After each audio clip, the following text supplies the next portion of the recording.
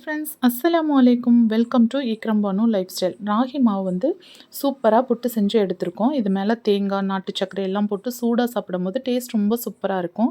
ஒரு மிக்ஸி ஜாரில் வந்து இஞ்சி பூண்டு பேஸ்ட்டு, தக்காளி, பெரிய வெங்காயம், குருமிளகு, சீரகம், மஞ்சள் தூள், மிளகாய்த்தூள், கரம் மசாலா தூள், ஆச்சி நாட்டுக்கோழி குழம்பு மசாலா எல்லாத்தையும் சேர்த்து நல்லா அரைச்சிருக்கோம்.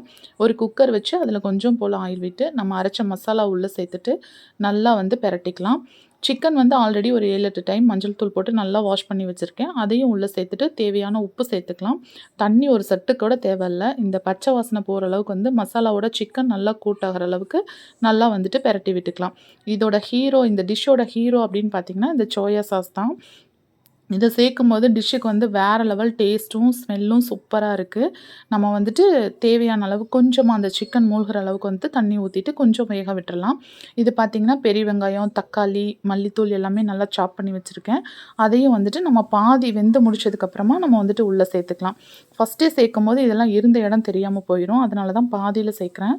இப்படி ஒரு முறை செஞ்சு பாருங்கள். டேஸ்ட் ரொம்ப சூப்பராக வேறு லெவலில் இருக்கும். ட்ரை பண்ணிவிட்டு கண்டிப்பாக கமெண்ட் பண்ணுங்கள்.